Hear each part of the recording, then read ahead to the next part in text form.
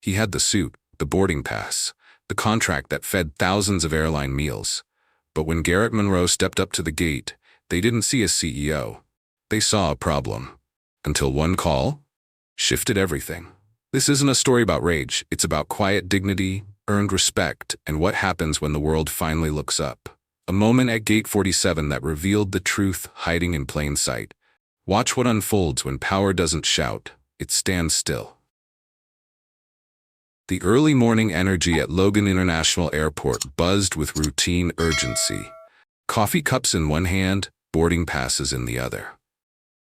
Garrett Monroe moved through the crowd with quiet precision, his Italian leather shoes clicking softly against the polished floor of Terminal B. A dark navy suit fit his athletic frame perfectly, his overcoat folded neatly over one arm, and in his right hand, he carried a black garment bag with understated elegance. At 54, Garrett had long mastered the art of staying under the radar despite being the architect behind one of the most successful sustainable logistics companies in the country. He had no desire to be famous, just effective.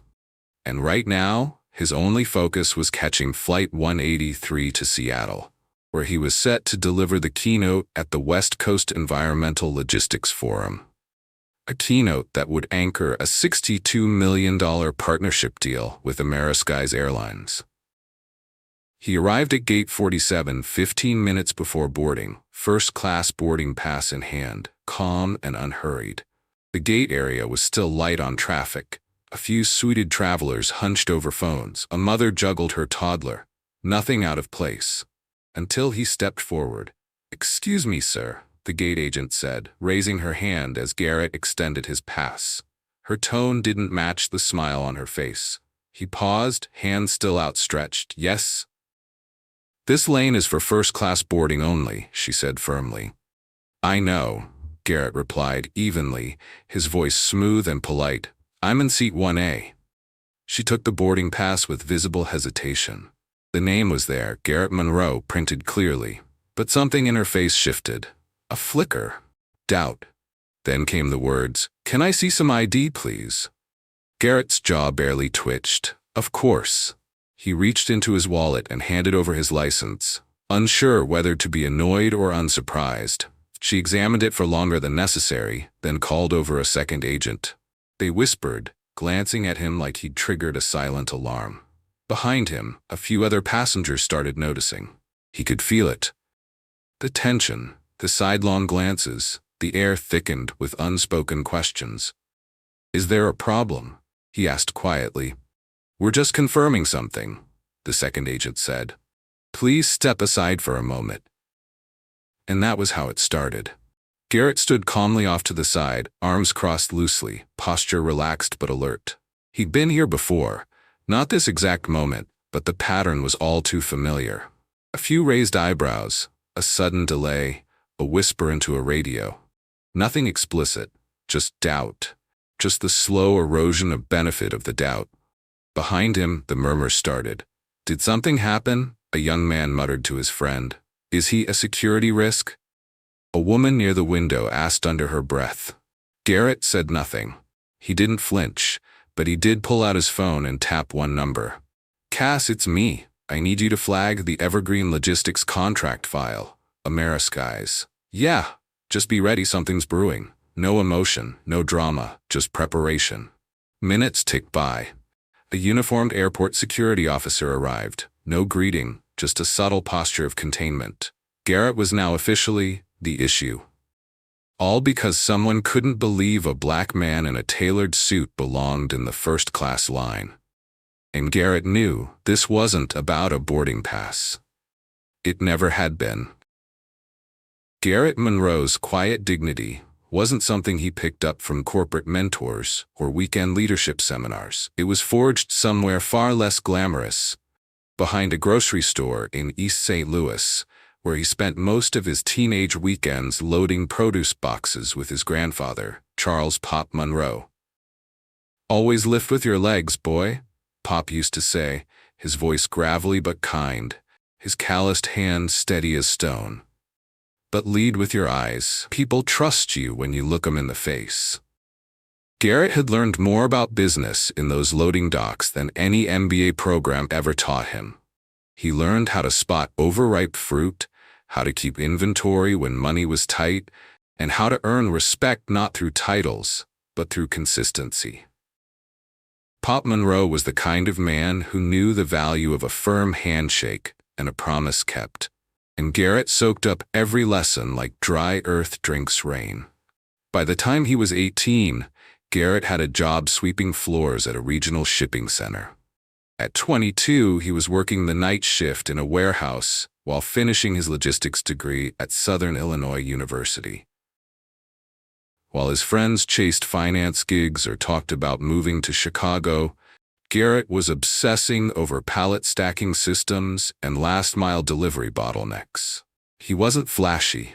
He didn't need to be. In his late 20s, Garrett started Monroe Flow Logistics out of a borrowed office the size of a walk-in closet. He had no staff, one second-hand desk, and a whiteboard covered in ambitious arrows pointing from small towns to big cities. His idea was simple, but powerful. Build a shipping company that prioritized both speed and sustainability. Local sourcing, carbon tracking, data-informed routes.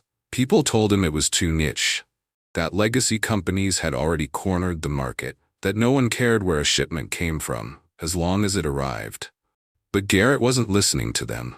He was listening to his pop, who had passed 2 years earlier, but whose words rang louder than any boardroom critic. Let your work speak, son, and when it does, speak soft. By 35, Monroe Flow was servicing 6 states across the Midwest. By 42, they'd inked their first national contract. By 50, Garrett was being courted by Ameriskies, one of the biggest domestic airlines, to overhaul their fragile, inefficient in-flight supply chain. And he did, brilliantly. He didn't pitch, he solved. He showed them their waste, their weak points, their overpayments. He proposed a system that was faster, greener, and cheaper. A $62 million contract was drawn up in less than 90 days. Garrett barely broke a sweat, but through it all, he never upgraded his car, never hung his diplomas on the office wall, never raised his voice in meetings, even when other executives talked over him. Because he didn't need to prove anything. He knew who he was. And that's what made what happened at Gate 47 sting in a way he didn't want to admit.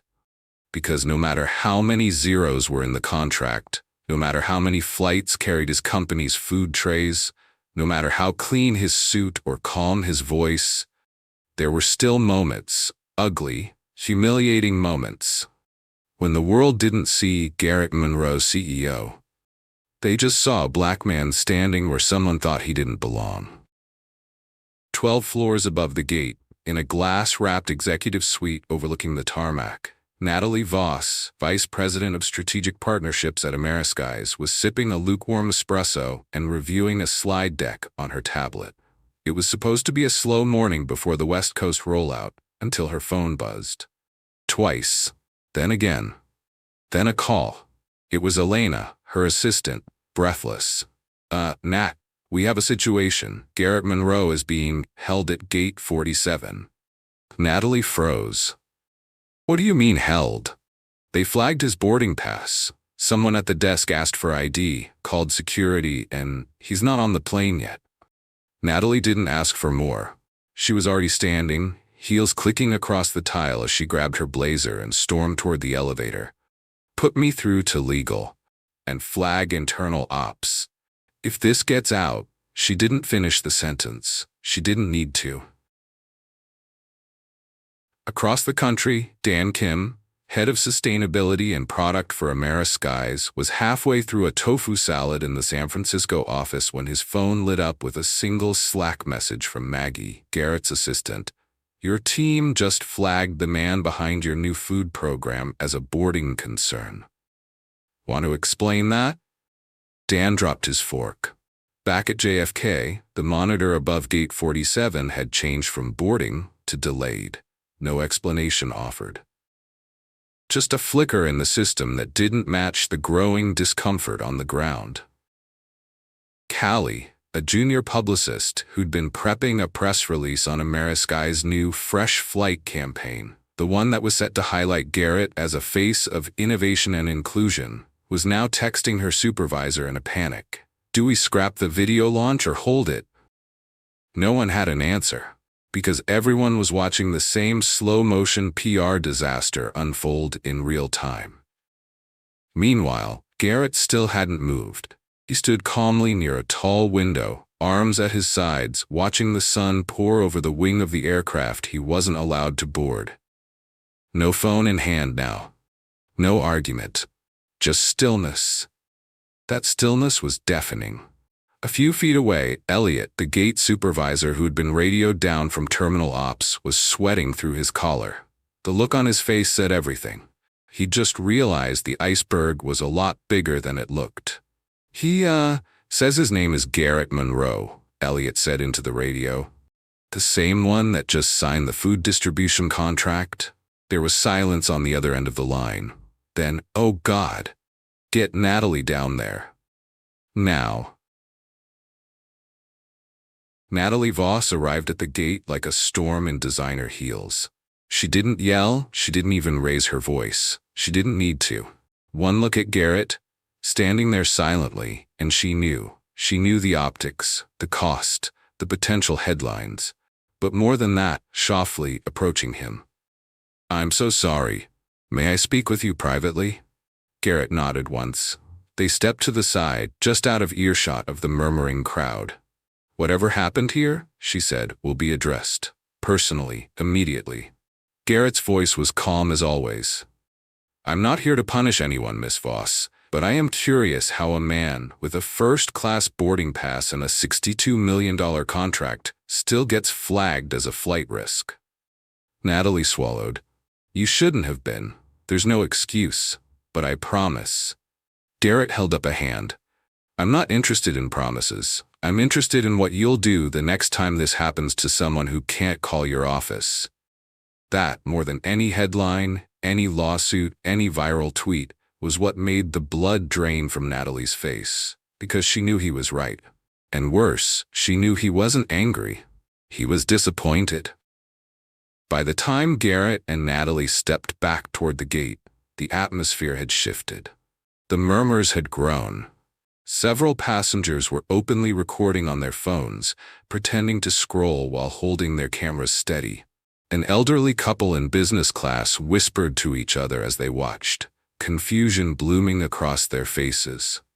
At the desk, Jillian, the original gate agent, stood pale and stiff. She hadn't spoken since Natalie arrived. Her hand hovered over the boarding scanner like she was afraid it might burn her. Natalie didn't speak to her. Not yet. She turned to Elliot, the supervisor. Where's legal? Before he could answer, a tall, lean man in a charcoal gray blazer strode through the gate doors. Martin DeLuca, East Coast liaison for Amerisky's legal affairs, looked like someone who was always 10 minutes late and 2 steps behind. He approached Garrett with a carefully measured smile. Mr. Monroe, on behalf of Amerisky's, I want to extend our... Garrett cut him off, not with volume but with precision. Save the statement, he said calmly. I've already heard it. Martin hesitated, unsure how to proceed. Natalie spoke instead. Mr. Monroe, we are initiating an internal review immediately. The incident will be reported to senior HR, and I'm not here for an HR report, Garrett said, his voice like silk drawn over steel. I'm here because I had a seat I paid for, a seat your company happily assigned me as part of a deal your executives flew cross-country to pitch. He turned slightly toward the crowd, now watching more openly. And yet the person standing in front of you, calm, credentialed, carrying nothing more than a garment bag, is treated like a threat. Why? Jillian's throat moved like she was about to speak, but couldn't find the words. Garrett turned to her. I'll ask you directly. What did you see when I walked up to this gate? Her lips parted, then closed, then parted again. I was just following protocol. You didn't look like... She stopped herself. Garrett's eyes didn't move. Didn't look like what? Silence. The entire terminal felt frozen. No gate announcements, no overhead pages, just the hum of electricity and the sound of truth landing with the weight of something undeniable. Martin tried to pivot. "We can resolve this privately, Mr. Monroe, with the appropriate channels." Garrett looked at him, calm, direct. "No, Mr. DeLuca. What needs resolving isn't a contract or a complaint. It's a culture." He opened his garment bag and pulled out a slim folder. "This is a copy of the signed agreement between Brandt and Monroe Food Logistics and Amerisky's Airlines. My company now supplies 80% of your domestic fresh food inventory, including what's stocked in your first-class lounges across 8 major hubs." He handed the folder to Natalie. She didn't even try to hide the flinch. "So when you blocked me from boarding this morning," he said, voice still level, "you didn't just insult a paying customer. You insulted the man whose produce your CEO posed next to in your last sustainability campaign." Garrett let the silence stretch just long enough. Then he added, quieter now, "But the real problem isn't me. It's what happens when the next black man walks up to this gate without a contract in your file or a VP on speed dial." Natalie's expression tightened. She didn't look away. "I hear you," she said at last. "And I promise." Garrett raised a hand. "I don't need another promise. I need change." He turned toward the gate. The scanner chirped once. The light blinked green. This time, no one stopped him. The jet bridge was silent as Garrett Monroe walked down it, his steps measured, his garment bag resting lightly over his shoulder. He didn't look back. Not at the passengers still whispering, not at the executives fumbling for corporate language, and not at the gate agent who had spent the past 15 minutes realizing her assumptions weren't just wrong, they were on display. Inside the aircraft, the cabin crew had already been briefed. Not formally, but news had traveled. Quickly, a young flight attendant named Jordan greeted him at the door, not with robotic professionalism, but with a quiet sincerity. "Welcome aboard, Mr. Monroe. If there's anything you need, anything at all, we're here." Garrett nodded once, accepting without warmth, without dismissal. He took his seat, 1A. Front row, window seat, no conversation. He placed the garment bag in the overhead, clicked his belt, and exhaled through his nose. Not relief, not victory, just release. A breath of air he'd held through every step of that morning. The captain made a brief announcement, polite, vague, and completely neutral. "As soon as we get final clearance from ground operations, we'll be pushing back. Thank you for your patience." But the plane didn't move. Not for another 27 minutes. Because 10 floors above the terminal, Natalie Benson was still in a secured office, already on a call with crisis PR. A full report had been ordered. Jillian, the gate agent, had been pulled into a quiet room, her badge removed, not for punishment yet, but for clarity, for accountability. That's what Garrett had asked for. Not her job, not a social media firestorm, just accountability. And that in itself was louder than any angry tweet. The story travels. The plane touched down in San Francisco just past 1 p.m. Garrett deboarded last, taking his time. He checked his phone only after stepping into the back seat of a black Lincoln waiting at curbside pickup. His assistant Lena had texted, "Saw the chatter. Want me to prep a statement?" He typed back simply, "No, let them speak first." There was no press release, no viral call-out, no angry selfie video. But the story still traveled. A local business blog in Queens published a quiet piece. "Man detained at JFK turns out to be airline's biggest vendor." They had no insider access, just a blurry photo someone had taken through the terminal glass. Garrett standing calmly, phone to his ear. Behind him, the frozen gate. The caption read, "He didn't raise his voice, but everyone listened." Within hours, it was reposted across LinkedIn, across HR circles, across Black executive networks. People remembered it because it didn't explode, it simmered. It simmered in break rooms, in conference calls, in employee training videos titled "Perception, Bias, and Silent Leadership." Inside the boardroom, back at Amerisky's headquarters in Minneapolis, the ripples reached further than PR. Martin DeLuca, the legal liaison, sent an internal memo that started like this. Today's events at JFK did not become a crisis because of Mr. Monroe's restraint, but we cannot rely on grace to cover our gaps in judgment. HR launched an immediate re-review of frontline boarding protocols, implicit bias trainings, and incident escalation procedures. Not because Garrett had demanded it, but because silence from someone like him, someone who could have burned the house down and chose not to, was deafening. The bigger picture.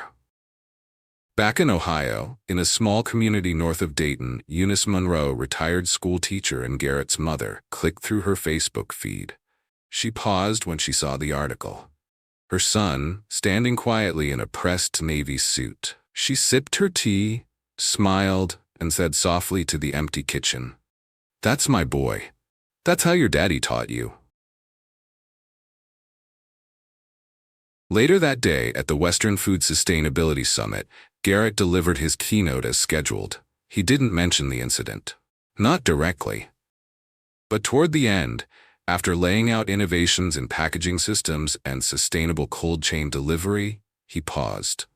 The room leaned in. We always talk about waste, food waste, time waste, resources left unused, but there's another kind we don't talk about enough. He let it hang. Wasted assumptions. Wasted moments when someone could have seen more but chose to see less. The wrong look, the wrong name, the wrong seat in the wrong line. The damage it does isn't always loud. Sometimes it's just felt. Deeply, quietly, and it takes a long time to undo. He let the room breathe with him, then softer. So check the system. But check your instincts too, because if we don't question what we assume, we end up breaking the very chain we're trying to build. The applause wasn't explosive. It was steady, knowing, respectful, and it mattered more that way. The final echo. A week later, Garrett received an email from Natalie Benson. Not on letterhead, no legal jargon, just a subject line, "Thank you." In the body, a single paragraph. "I've reviewed everything. We've already begun restructuring frontline protocol. The individual involved is undergoing retraining. But more importantly, your silence spoke. Loudly. You didn't burn the house down. You opened a door. I hope we earn the chance to keep it open." He didn't respond. Not yet. He just filed the email in a folder titled Proof of Work. Not for validation. For his kids someday. Because Garrett Monroe didn't fight to be seen. He stood still and made the world look anyway. What is lesson of this story? 1. Assumptions are shortcuts we take when we stop seeing people as individuals. What we assume says more about us than it does about the person in front of us. 2. Power doesn't always speak loudly. Sometimes the strongest protest is standing still, letting others see their reflection in your calm. 3. Dignity is a decision. Garrett didn't just protect his image, he protected the principle that we all deserve to be seen, regardless of appearance. 4. You don't need a platform to make change. You just need presence, patience, and the courage to let truth reveal itself. What do you think about this story? Let's comment below to discuss. And don't forget to subscribe our channel to listen to more interesting stories.